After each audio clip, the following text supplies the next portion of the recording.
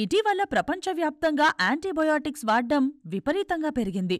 చిన్నపాటి జ్వరం వచ్చినా డాక్టర్ని సంప్రదించకుండానే యాంటీబయాటిక్స్ మింగేస్తున్నారు. అయినదానికి కానిదానికి ఇష్టానుసారంగా వీటిని వాడ్డం అంత మంచిది కాదని వైద్య నిపుణులు ఎప్పట్నుంచో హెచ్చరిస్తున్నారు. వాటిని మితిమీరి వాడ్డం వల్ల ఎఫెక్టివ్గా పనిచేయడం లేదన్న వార్తలు తరచుగా వినిపిస్తున్నాయి. గతంలో అనేక సర్వేలు కూడా ఇదే మాట అన్నాయి.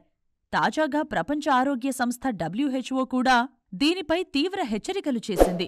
యాంటీబయాటిక్స్ వాడ్డం ఇలాగే విచ్చలవిడిగా కొనసాగితే బ్యాక్టీరియాలు, వైరస్లు మరింత మొండిగా తయారై యాంటీబయాటిక్స్కు లొంగని స్థాయికి చేరుకుంటాయి.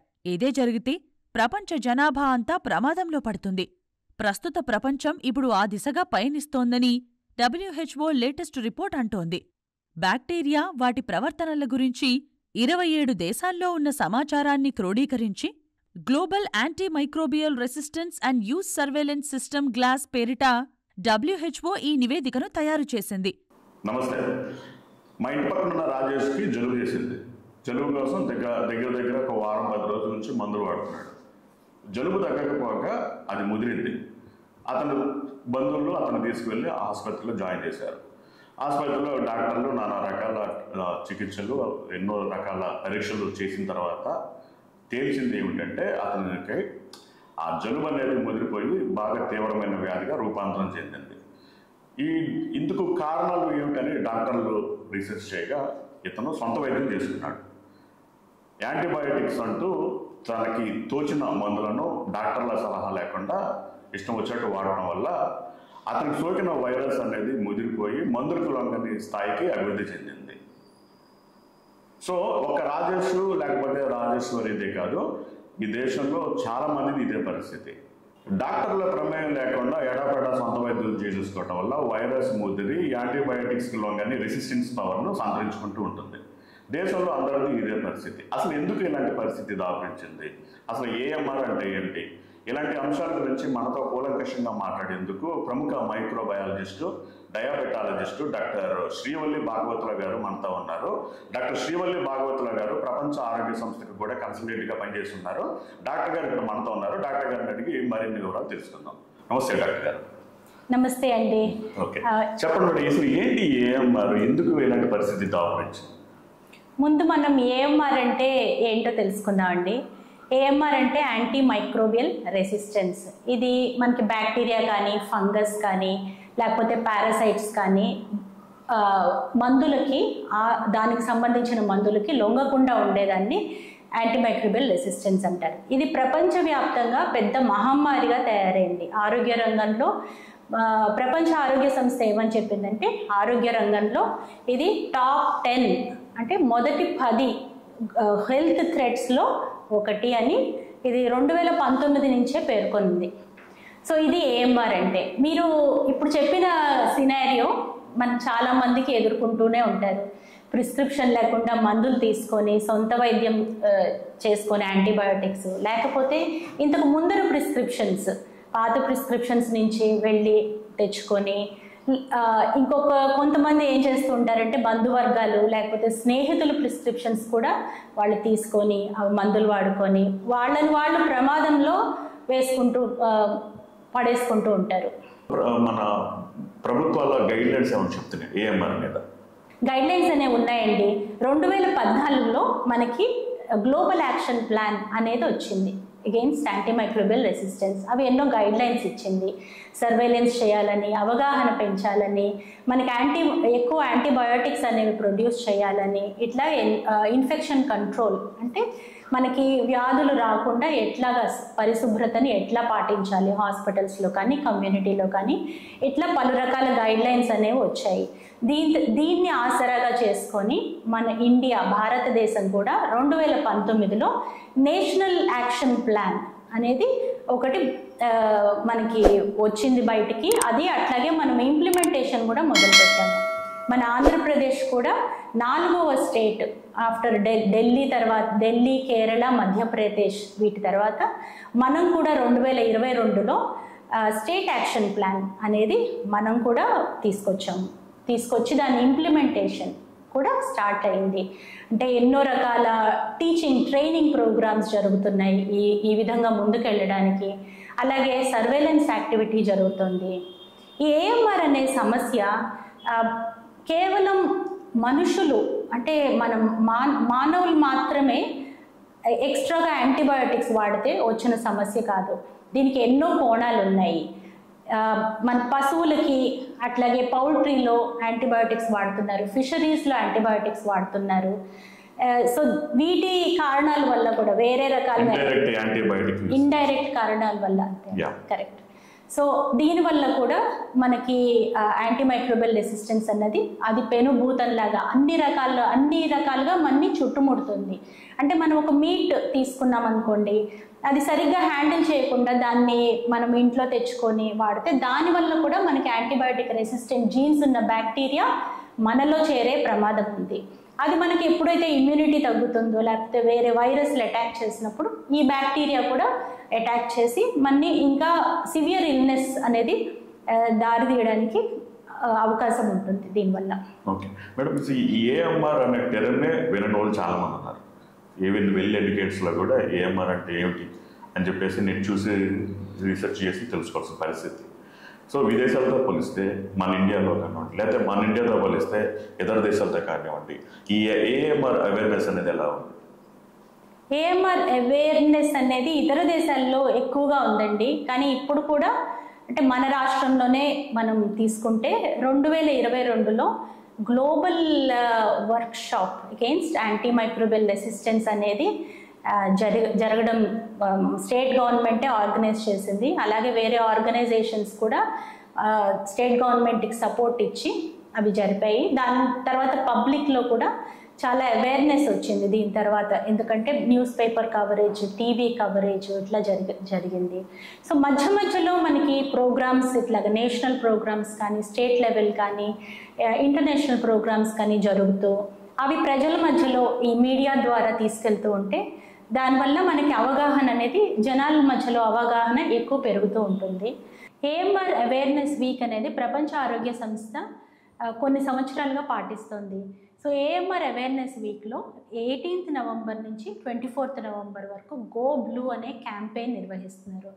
సో మనకి గవర్నమెంట్ బిల్డింగ్స్ కానీ హాస్పిటల్స్ కానీ లేకపోతే పెద్ద మాన్యుమెంట్స్ బ్లూ కలర్లో లైటింగ్ ఇవ్వడము, అట్లాగే ఇండివిజువల్ లెవెల్లో బ్లూ కలర్ డ్రెస్ వేసుకోవడం, blue colour saris blue colour వేసుకొని సోషల్ మీడియాలో పోస్ట్ చేయడము, అవే ఇవంతా చేసి ఎందుకు వేసుకుంటున్నాము, ఎందుకంటే ఏఎంఆర్ అవేర్నెస్ కోసం అని. సో ఇట్లా ప్రతి ఇండివిజువల్ చేస్తే ఇది ఒక స్టేట్ లెవెల్లోనో రీజనల్ లెవెల్లోనో జరగట్లేదు, ప్రపంచవ్యాప్తంగా ఏఎంఆర్ అవేర్నెస్ వీక్ అనేది WHO ప్రపోజ్ చేసి సెలబ్రేట్ చేస్తుంది. అలాగే మనకి సెంట్రల్ గవర్నమెంట్ స్టేట్ గవర్నమెంట్స్ కూడా దీన్ని యాక్సెప్ట్ చేశాయి. సో ఈ వీక్లో మెడికల్ కాలేజెస్లో లేకపోతే ఫార్మసీ కాలేజెస్లో రకరకాల ప్లేసెస్లో seminars, workshops, awareness campaigns, bus స్టాప్లో ఫ్లాష్ మాబ్ డ్యాన్స్, సో ఇట్లా కూడా చాలా జరుగుతున్నాయి అవేర్నెస్ కోసం. తప్పకుండా మనకి ఇంకా ఎక్కువ కృషి చేయాల్సిన అవసరం ఉన్నది ఇండివిజువల్ లెవెల్లో. అట్లాగే అంటే రకరకాల ఆర్గనైజేషన్స్, ఇప్పుడు ఫార్మసీ కానివ్వండి, ఫార్మసిస్టులు కానివ్వండి, డ్రగ్ కంట్రోలింగ్ అథారిటీ కానివ్వండి, డాక్టర్లు హాస్పిటల్స్ చేయడమే కాకుండా ఇట్లా కూడా ఇప్పుడు యానిమల్ హెల్త్ ఉంది, యానిమల్ హెల్త్ వాళ్ళ ప్రోగ్రామ్స్ ఇట్లా అన్నీ కలిపి ఇప్పుడు ప్రస్తుతం వన్ హెల్త్ అంటున్నారండి. అంటే వన్ హెల్త్ అంటే అందరూ కలిసి మనము సామూహికంగా యాక్షన్స్ తీసుకుంటేనే దీన్ని మనం నివారించగలం, అరికట్టగలం. వన్ నేషన్ వన్ హెల్త్ లాగా one nation one health, one world one health, one world one health is the correct word. Okay like that. అంటే ఈ వరల్డ్ హెల్త్ ఆర్గనైజేషన్ అనేది ప్రపంచం మొత్తాన్ని ఒకే దేశంగా లేకపోతే ఒకే కమ్యూనిటీగా పరిగణిస్తుంది కాబట్టి ఆ స్లోగన్ సరిపోతుంది, బాగుంటుంది. మరి ఎంతవరకు వచ్చింది but implementation one health? One health implementation అన్నది మనకి ప్రస్తుతానికి ప్రాజెక్ట్స్ నడుస్తున్నాయండి. అంటే హ్యూమన్లో, ఎన్వైరన్మెంట్లో, యానిమల్స్లో శాంపిల్స్ తీసుకొని దాంట్లో రెసిస్టెన్స్ అనేది ఎంతవరకు ఉన్నది అన్నది మనకి స్టేట్ లెవెల్లో ప్రాజెక్ట్స్ నడుస్తున్నాయి.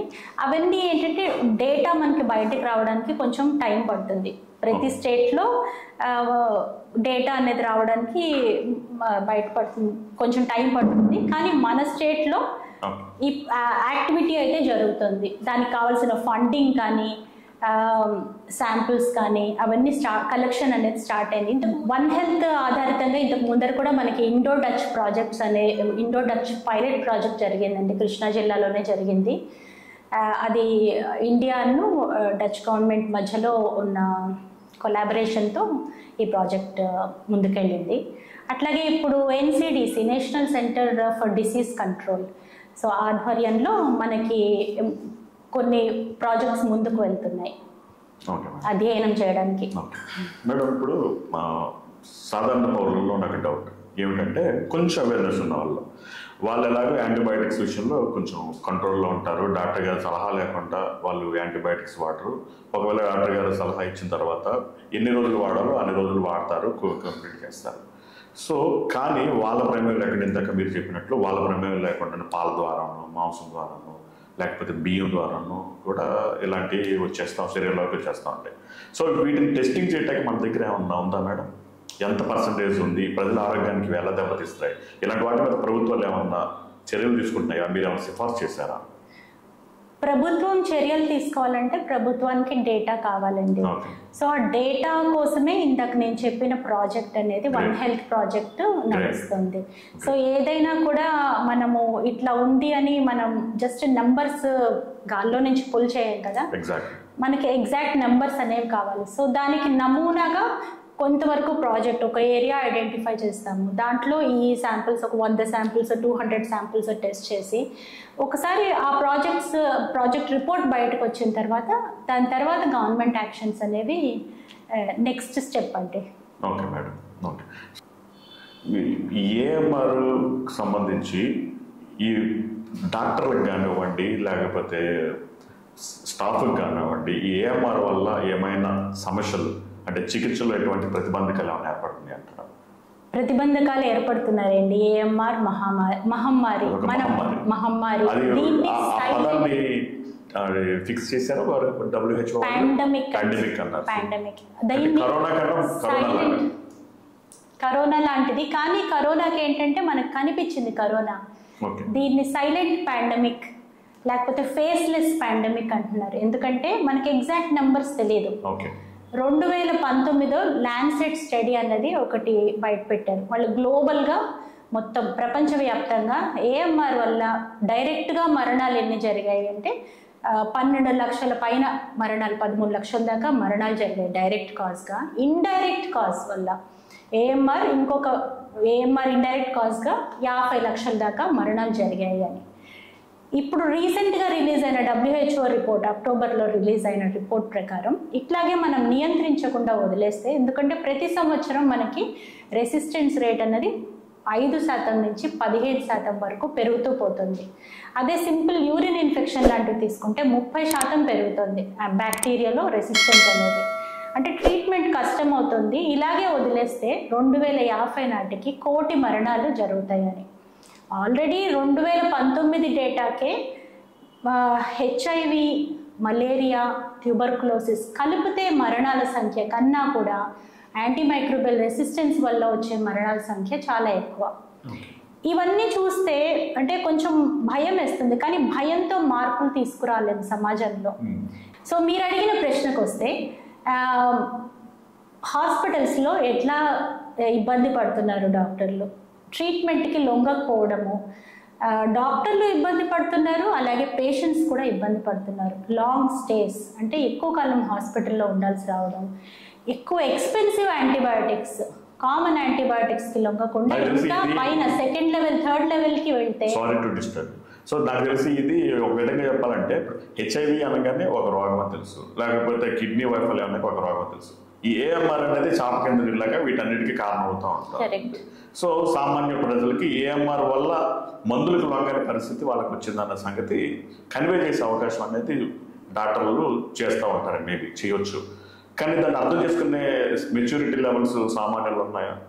హాస్పిటల్స్ మీద దాడి చేయడం, లేకపోతే ఇన్ని రోజులు పెడతారు, ఒక చిన్న రోగాన్ని తీసుకువెళ్ళి ఇన్ని రోజులు మీరు హాస్పిటల్లో పెట్టారు, ఇలాంటి ఉదాహరణలు కూడా గతంలో జరిగిన సందర్భాలు ఎన్నో ఉన్నాయి కదా. అవునండి, ప్రజల్లో ఒకటి డయాగ్నోస్టిక్స్ అనేది చాలా ముఖ్యమని, డయాగ్నోస్టిక్స్ విలువ అనేది ప్రజలకి దగ్గరకు ముందుకు తీసుకెళ్లాల్సిన అవసరం ఎంతైనా ఉందండి. అంటే వెంటనే యాంటీబయాటిక్స్ ఇవ్వకుండా ఆ పరీక్ష చేసి, కల్చర్ అనే పరీక్ష చేసి, కల్చర్ రిజల్ట్ ద్వారా ఏ యాంటీబయాటిక్స్ పనిచేస్తున్నాయో, కల్చర్ కొంచెం 48 hours పడుతుంది, మనకి 2 రోజుల పైన పడుతుంది. కానీ ఆ కల్చర్ పరీక్ష బట్టి యాంటీబయాటిక్స్ మార్చడం. పీసీఆర్ అనే పరీక్ష ఉంది. పీసీఆర్ చాలా ఎక్స్పెన్సివ్, దాన్ని ఎఫోర్డ్ చేసుకోగలిగిన వాళ్ళు చాలా తక్కువ మందే ఉంటారు. అట్లాగే మనకి ఇంకా పాయింట్ ఆఫ్ కేర్ డయాగ్నోస్టిక్స్, అంటే పేషెంట్ బెడ్ సైడ్ తొందరగా కనిపెట్టగలిగే డయాగ్నోస్టిక్స్ అనేవి ఇంకా రీసెర్చ్ ఫీల్డ్ దీనిలోనే ఉన్నాయి. ఇప్పటి వరకు ఇన్ఫెక్షన్ పరంగా మనకి పెద్దగా అందుబాటులో లేవు. ఒకటి ప్రామిసింగ్ థింగ్ ఏంటంటే ఆర్టిఫిషియల్ ఇంటెలిజెన్స్ ద్వారా ఈ ఇన్ఫెక్షన్ ఉండే అవకాశం ఉంది, ఈ ఇన్ఫెక్షన్కి ఈ యాంటీబయాటిక్స్ లొంగే అవకాశం ఉంది అన్నది ఎన్నో కేస్ స్టడీస్ ఆర్టిఫిషియల్ ఇంటెలిజెన్స్కి ఫీడ్ చేస్తే దీనివల్ల ఇట్లాంటివి మనకి అందుబాటులోకి వచ్చే అవకాశం ఎక్కువగా ఉంది. సో ఇలా ఆర్టిఫిషియల్ ఇంటెలిజెన్స్ అనేది మనకి ఇన్ఫెక్షన్ డయాగ్నోస్టిక్స్లో ఎంతో హెల్ప్ అవ్వడానికి ఫ్యూచర్లో చాలా ఆస్కారం ఉంది. పర్సనల్ హైజీన్, వ్యక్తిగత పరిశుభ్రత కానివ్వండి, లేకపోతే ఇన్ఫెక్షన్ కంట్రోల్, ఇలాంటి విషయాల్లో మనం తీసుకోవాల్సిన మార్పులు, జాగ్రత్తలు ఏమిటంటారు ఇండివిజువల్గా, యాజ్ అన్ ఇండివిజువల్? హైజీన్ అనేది అన్ని లెవెల్స్లో ఇంపార్టెంట్ అండి. కమ్యూనిటీ, పర్సనల్ లెవెల్లో, కమ్యూనిటీ లెవెల్లో, అలాగే హాస్పిటల్స్లో ఎక్కువగా ఇంపార్టెంట్. ఎందుకంటే అక్కడ ఎక్కువ మంది రోగం వచ్చిన వాళ్ళందరూ అక్కడికి వెళ్తారు, ఇన్ఫెక్షన్స్ ఉంటాయి. చేతులు పరిశుభ్రంగా లేకపోతే ఒకళ్ళ నుంచి ఇంకొకళ్ళకి స్ప్రెడ్ అయ్యే అవకాశం ఎక్కువగా ఉంటుంది. మనకి ఎప్పుడూ ఎక్కువ హాస్పిటల్స్లో ఐసీయూ బెడ్స్ అన్నీ ఫుల్గా ఉంటాయి. అట్లాగే నర్సింగ్ కేర్ అనేది సరిగా లేకపోయినా, లేకపోతే నర్స్ టు పేషెంట్ రేషియో అన్నది సరిగా లేకపోయినా కూడా నర్స్కి ఓవర్ బర్డెన్ అయిపోయి దానివల్ల కూడా జాగ్రత్తలు తీసుకునే అవకాశం అనేది తక్కువైపోతుంది. సో అట్లాగే విజిటర్స్, హాస్పిటల్స్కి వచ్చిన విజిటర్స్ కూడా ఒక పేషెంట్ అడ్మిట్ అవుతే 10 మంది రావడం అనేది మనం కల్చరల్గా చూస్తూ ఉంటాం. మన కామన్ అనేది వెళ్తూ ఉంటారు. కానీ మనకు ఒకటి ఏంటంటే మన దృష్టిలో పెట్టుకుంది, మన వల్ల వాళ్ళకి ఇన్ఫెక్షన్స్ రావచ్చు, హాస్పిటల్లో ఇంకా పెరగచ్చు అన్న అవగాహన కమ్యూనిటీలోకి రావాలి, ఇండివిజువల్ లెవెల్లోకి రావాలి. ప్రతిదీ ఇండివిజువల్ లెవెల్కి వచ్చేటప్పటికే మనకి పర్సనల్ బాడీ హైజీన్, టైంకి స్నానం చేయడం, ఎన్విరాన్మెంటల్ హైజీన్, అలాగే ఫుడ్ విషయంలో జాగ్రత్తలు, ప్రతిదీ వాష్ చేసి తీసుకోవడము, యాంటీబయాటిక్స్ రెసిడ్యూస్ లేని ఆహారం. పెద్ద సిటీస్, బెంగళూరు లాంటి సిటీస్, బాంబే, ఢిల్లీ ఇట్లాంటివి యాంటీబయాటిక్ రెసిడ్యూ లేని పాలు, మీట్ దొరకడం అనేది అక్కడ జరుగుతుంది. కానీ మన చిన్న సిటీస్లో ఇంకా ఇప్పుడే అది ఇంకా రియాలిటీలోకి రాలేదు. సో అవి ప్యూర్ అంటే యాంటీబయాటిక్స్ లేనివి ఆహార పదార్థాలు మనకి అది దొరకడం ఈజీ అని అంటారా? పాల విషయంలో అయితే టెస్ట్ చేసుకోవడానికి అవకాశం ఉంటుందండి. ఓకే, ఈ యాంటీబయాటిక్స్ దుర్వినియోగం మేడం ఎట్లాగా, దీన్ని ఎలాగా అరికట్టాలంట? యాంటీబయాటిక్స్ దుర్వినియోగం అన్నది అంటే చాలా మంచి క్వశ్చన్ వేశారు మీరు. ఈ డ్రైవర్స్ ఆఫ్ ఏఎంఆర్ అంటే ఏఎంఆర్ని ఏం ముందుకు తీసుకెళ్తున్నాయి? ఇంత పెద్ద మహమ్మారి, దానికి ఫేస్ లేని మహమ్మారి, అది కోవిడ్ కన్నా కూడా ఇంకా ప్రమాదకరం కాబోయే మహమ్మారి మనం నియంత్రణ లేకపోతే. ఇట్లాంటి దానికి డ్రైవర్స్ అనేవి ఏంటి అంటే ముందుకు తీసుకెళ్లేవి ఏవి అంటే మిస్యూజ్, మీరు అన్నట్టు మిస్యూజ్, ఓవర్ యూజ్, ప్రతిదానికి యాంటీబయాటిక్స్ వాడడము, అట్లాగే అవసరం లేకపోయినా కూడా వాడడము. మన డేటా ఏమని చెప్తుందంటే 50% కన్నా ఎక్కువ యాంటీబయాటిక్ ప్రిస్క్రిప్షన్స్ మనకి అవసరం లేకపోయినా ఇస్తున్నారని ఆల్రెడీ పబ్లిష్డ్ డేటా ఉంది, ఎవిడెన్స్ ఉంది. సో దీన్ని ఎట్లా తగ్గించవచ్చు అంటే ఎక్కువ ఒకటి అవేర్నెస్. యాంటీబయాటిక్స్ అనేవి ఇప్పటి వరకు మన ప్రాణాలని కాపాడాయి, వాటిని మనం కాపాడాల్సిన అవసరం వచ్చింది. సో ఎలా దీన్ని ఈ కాపాడడాన్ని స్టివర్డ్షిప్ అంటారు. సో ఈ యాంటీబయాటిక్ స్టివర్డ్షిప్ ఎట్లా చేయాలి మనం? ఒకటి అవగాహన, రెండవది టెస్ట్లు, కల్చర్ టెస్ట్లు చేయడము, లేకపోతే వేరే పాయింట్ ఆఫ్ కేర్ టెస్ట్లు ఏవైతే అందుబాటులో ఉన్నాయో ఆ టెస్ట్లు చేసి ఆ ఇన్ఫెక్షన్ నిర్ధారణ అవుతేనే యాంటీబయాటిక్స్ ఇవ్వడము. Mild and moderate infections, immunity బాగానే ఉంది, mild infection, wait and watch, ఆగి చూడడము. ఎందుకంటే ఇన్ఫెక్షన్ దానంతటా అది పోవచ్చు, మన ఇమ్యూనిటీ దాన్ని సెట్ చేయొచ్చు. అదే సివియర్ ఇన్ఫెక్షన్స్ లేకపోతే ఇమ్యూనో కాంప్రమైజ్డ్ అంటే క్యాన్సర్ పేషెంట్స్ ఉంటారు, అట్లాగే ఎల్డర్లీ పేషెంట్స్ ఉంటారు, నియోనేట్స్ ఉంటారు, వీళ్ళలో మనం ఆగలేము, యాంటీబయాటిక్స్ ఇచ్చి తీరాల్సిందే. సో అట్లా డిస్క్రిషన్ వాడటం, మన డిస్క్రిషన్తో క్లినికల్ జడ్జ్మెంట్తో జాగ్రత్తగా యాంటీబయాటిక్స్ ఇస్తే వాటిని ఒక ప్రెషియస్ రీసోర్స్గా చూసి అవి మన ఇంకా ప్రాణాలు కాపాడే మందులుగానే ఇంకా ముందుకు తీసుకెళ్ళడానికి మనకు అవకాశం ఉంటుంది. Okay madam. ఈ పారాసెటమాల్ కూడా యాంటీబయాటిక్ కిందకి వస్తుందా మేడం? కాదండి. ప్రతి ఇంట్లోనూ పారాసెటమాల్ ఉంటుంది. అట్లాగే జలుబు అంటారు, మనకు అర్థం ఎప్పుడో చెప్పారు, జలుబుకి మందు వేస్తే వారంలో తగ్గిద్ది, వేయకపోతే 7 రోజుల్లో తగ్గుతుందని వాళ్ళు జోక్గా చెప్తా ఉండేవాళ్ళు. అంటే ఆ రోజుల్లోనే మన వాళ్ళు కనిపెట్టేశారు. అంటే మన శరీరానికి వ్యాధి నిరోధక శక్తి ఉంటుంది, మీరు మందులతో కెలకంటారా బాబు, జాగ్రత్తగా ఉండండి.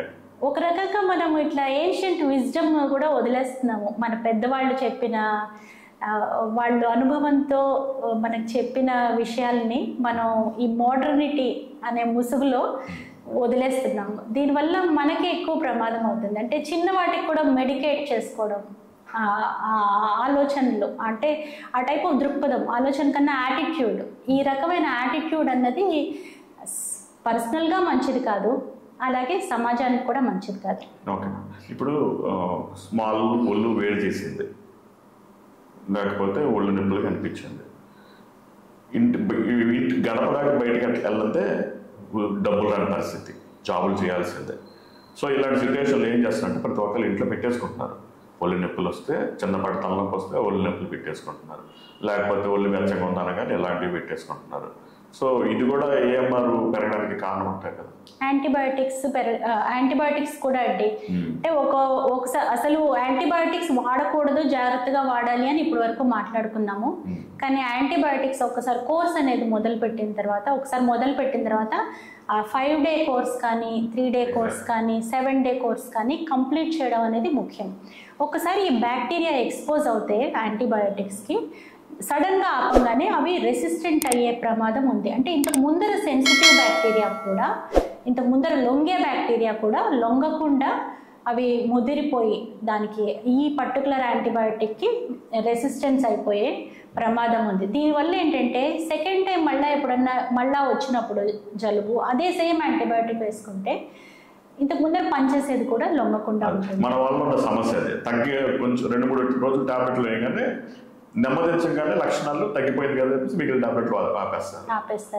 దీనివల్ల చాలా ప్రమాదం, యాంటీమైక్రోబియల్ రెసిస్టెన్స్ కూడా పెరగడానికి ఎంతో అవకాశం ఉంటుంది. దీనివల్ల ల్యాబ్ టెస్టుల్లో వీటిని ఎలా గుర్తిస్తారు మేడం? మనకి గ్రామ్ స్టెయిన్ అనేది మైక్రోస్కోపీ పరీక్ష అనేది ఉంటుందండి. దాంట్లో బ్యాక్టీరియా ఉందా లేదా అన్నది చెప్పడానికి అవకాశం ఉంటుంది.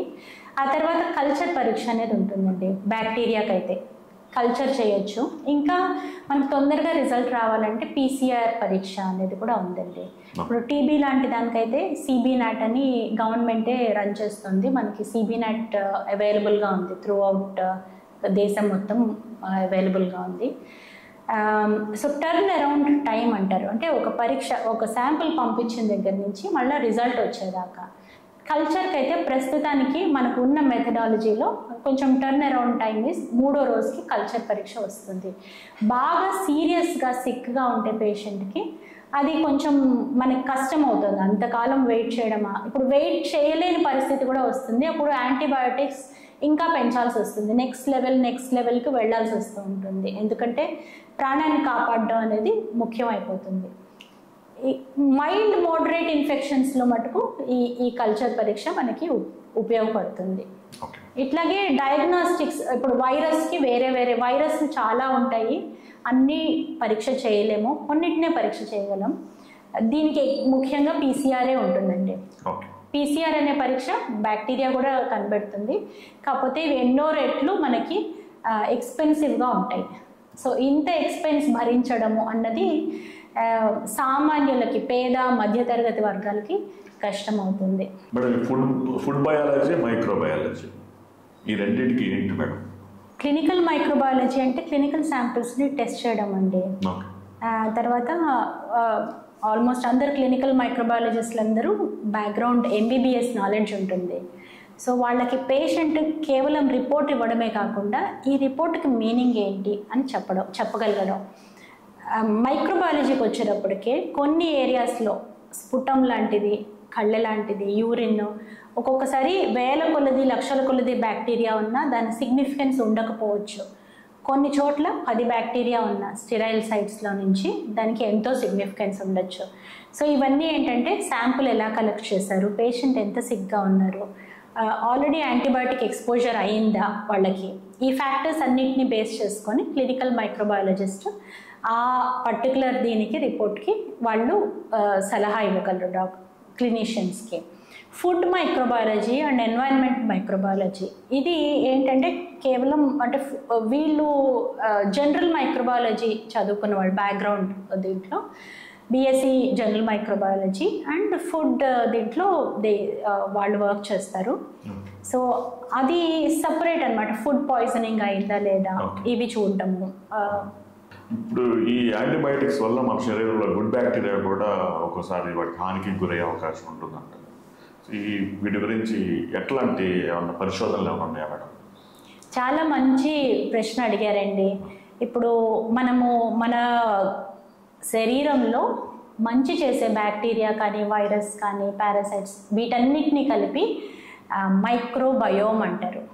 ఇవి కోటాను కోట్లల్లో ఉంటాయి, మనతో కలిపి సహజీవనం చేస్తున్నాయి అవి. కాబట్టి వీటిని ఇప్పుడు మనం ఒక యాంటీ మైక్రోబియల్ వేసుకుంటే పాథోజెనిక్ బ్యాక్టీరియా అంటే మనకు హామ్ చేసే బ్యాక్టీరియా కాకుండా ఈ గుడ్ బ్యాక్టీరియా కూడా చాలా వరకు ఎరేజ్ అయిపోతాయి. సో దీనివల్ల ఏంటంటే మన మైక్రోబయోమ్ అంతా చేంజ్ అవుతుంది. దీనివల్ల ఎక్కువ రెసిస్టెంట్ బ్యాక్టీరియా మనలోకి రావడం, మన మూడ్స్ కూడా ఇవి ఇన్ఫ్లుయెన్స్ చేస్తాయి. అలాగే గట్ హెల్త్, మన అన్నకోశం యొక్క ఆరోగ్యం అనేది ఇవి డిటర్మిన్ చేస్తాయి. సో వీటన్నిటిలో కూడా మార్పులు వస్తాయి. అందుకనే ప్రీబయోటిక్స్ ప్రోబయోటిక్స్ ఎక్కువ ఉన్న ఆహారం తీసుకుంటే మనకి గుడ్ బ్యాక్టీరియా అన్నది ఎక్కువగా వస్తుంది. దీనివల్ల మనకు ఆరోగ్యం వస్తుంది అన్నది. పెరుగు కూడా ప్రోబయోటిక్. కరెక్ట్ అండి. రిచ్ పీపుల్తో పోలిస్తే పేదవాళ్ళకి రోగనిరోధక శక్తి ఎక్కువ అంటారు. వాళ్ళు అంటే యాంటీబయాటిక్స్ విషయంలో వీళ్ళు వాడకపోయినా సరే వీళ్ళు త్వరగా కోలుకుంటారు. సో రీసెంట్గా చాలా కాలం క్రితం నేను ఒక డాక్టర్తో మాట్లాడాను. అదేమిటంటే గవర్నమెంట్ హాస్పిటల్ అంతా ఎక్కడ చూసినా అంత మురికి, అంత ఉమ్ములు, కళ్ళి, లేకపోతే కట్లు ఇట్లా ఏమిటంటే ఏంటి పరిశుభ్రత ఏంటంటే అని చెప్పేసి అడిగితే ఆయన ఏమన్నారంటే ఇండియన్స్కి రెసిస్టెన్స్ పవర్ ఎక్కువ. సో ఇది ఎంతవరకు వాస్తవం అంటారు? అంటే పేదవాళ్ళకు కూడా సివియర్ ఇన్ఫెక్షన్స్ వస్తున్నాయి, సెప్టిసిమియాలు వస్తున్నాయి, అట్లాగే వాళ్ళలో కూడా ఐసీయూ అడ్మిషన్స్ ఉన్నాయి, వాళ్ళల్లో ఎక్కువ యాంటీబయాటిక్స్ వాడకం కూడా ఉంది. మనకి ఎగ్జాక్ట్గా డేటా అయితే లేదండి, ఇది కామన్ అబ్జర్వేషన్ అయి ఉండొచ్చు.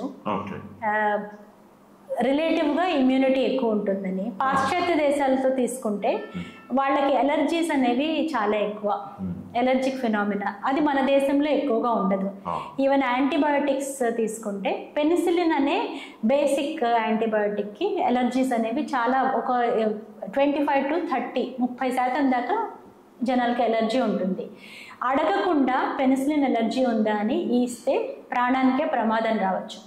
కానీ మన దేశంలో ఎవరు నీకు పెనిసిలిన్ ఎలర్జీ ఉందా అని మిమ్మల్ని ఎప్పుడన్నా అడిగారు ఎవరన్నా? సో అది కామన్గా ఇచ్చేస్తూ ఉంటారు. కాబట్టి మనకి అలా ఎలర్జిక్ ఫినామినాస్ తక్కువగా ఉండొచ్చు మన ఎన్వైరన్మెంట్ ప్రభావం వల్ల.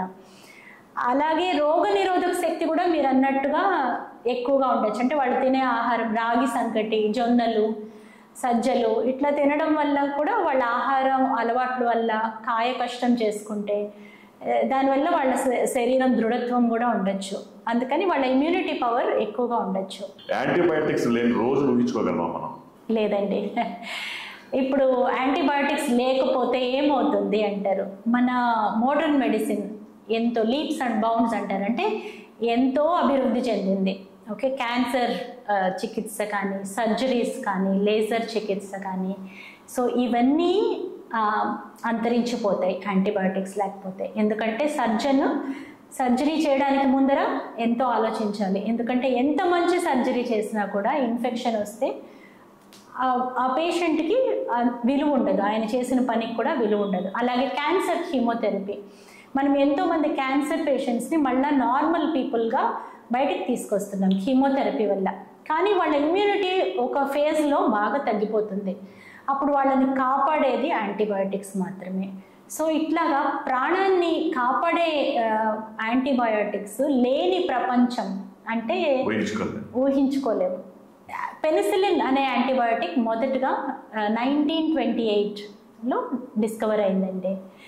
ఆ తర్వాత World War II టైంలో మనకి మాస్ స్కేల్లో పెద్ద ఎత్తున దాన్ని ప్రొడ్యూస్ చేశారు. అలాగే అది ఎంతోమంది ప్రాణాలని కాపాడింది World War II టైంలో. ఆ తర్వాత మనకి ఎన్నో యాంటీబయాటిక్స్ అందుబాటులోకి వచ్చాయి. ఇప్పుడు AMR మహమ్మారి వల్ల మనకి ప్రీ పెనిసిలిన్ ఈరా అంటే యాంటీబయాటిక్స్ లేని ఈరాలో మనం వెళ్ళబోతున్నామని చాలా హెచ్చరికలు WHO కానివ్వండి, ఇంకా వేరే ఇంటర్నేషనల్ ఆర్గనైజేషన్స్ అన్నీ హెచ్చరిస్తున్నాయి. కాబట్టి మనము యాక్షన్ తీసుకునే టైము ఇప్పుడు.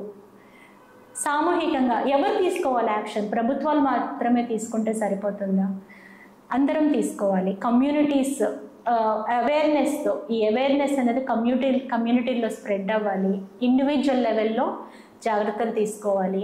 అలాగే హాస్పిటల్స్ కానివ్వండి, లేకపోతే యానిమల్ ఇండస్ట్రీ, ఫార్మస్యూటికల్ ఇండస్ట్రీ, మనం ఫార్మస్యూటికల్ వేస్ట్, ఈ యాంటీబయాటిక్ రెసిడ్యూస్ అన్నీ వాతావరణంలో కలుషితం అవడం వల్ల మన భూమి, నీరు కలుషితమై అది మళ్ళీ మనకి ఈ రెసిస్టెంట్ బ్యాక్టీరియా రూపంలో మళ్ళీ మనకు వస్తుంది. సో వీటన్నిటిలో కూడా చర్యలు తీసుకుంటే మనం యాంటీబయాటిక్ రెసిస్టెన్స్ అన్నది చాలా వరకు నియంత్రించవచ్చు. కొన్ని ర్యాపిడ్ ఫైర్ క్వశ్చన్ సింపుల్ చెప్పేసి కెట్టకొట్టే తెచ్చే. అలాగే అండి. మీకు ఇష్టమైన సూక్ష్మక్రిమి? సారీ, మీకు ఇష్టమైన క్రిమి? నాకు ఇష్టమైన క్రిమి ఎసినిటోబాక్టర్ అనే బ్యాక్టీరియా అండి. ఓకేనండి, మళ్ళా ఒక నిమిషం మంచిగా చెప్తాను, ఆగండి. హెల్ప్ఫుల్ బ్యాక్టీరియా చెప్తాను, లాక్టోబాసిల్లస్. ఓకే, అడుగుతారు. మీకు ఇష్టమైన సూక్ష్మక్రిమి? సూక్ష్మక్రిమి లాక్టోబాసిల్లస్ అనే బ్యాక్టీరియా అండి. అది మనకి ఎంతో హెల్ప్ చేస్తుంది, అందుకని it's a good bacterium. Okay, మీకు ఇష్టం లేని సూక్ష్మక్రిమి, అత్యంత ప్రమాదకరమైనది? ఎసినిటోబాక్టర్ అనే బ్యాక్టీరియం. ఎందుకంటే అది ఎన్వైరన్మెంట్లో ఉంటుంది.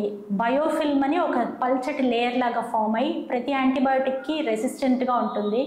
అది చాలా ICU పేషెంట్స్కి ప్రమాదకారి అవ్వచ్చు. అందుకని okay, virus living or non living? వైరస్లో DNA ఉంటుంది, RNA ఉంటుంది, బట్ ప్రాపగేట్ అవుతాయి. లివింగ్ అని చెప్పడానికి ఏం కావాలి మనకి? సందర్భాన్ని బట్టి వైరస్ లివింగ్ అనే చెప్తానండి నేను, నాన్ లివింగ్ కాదు అవి.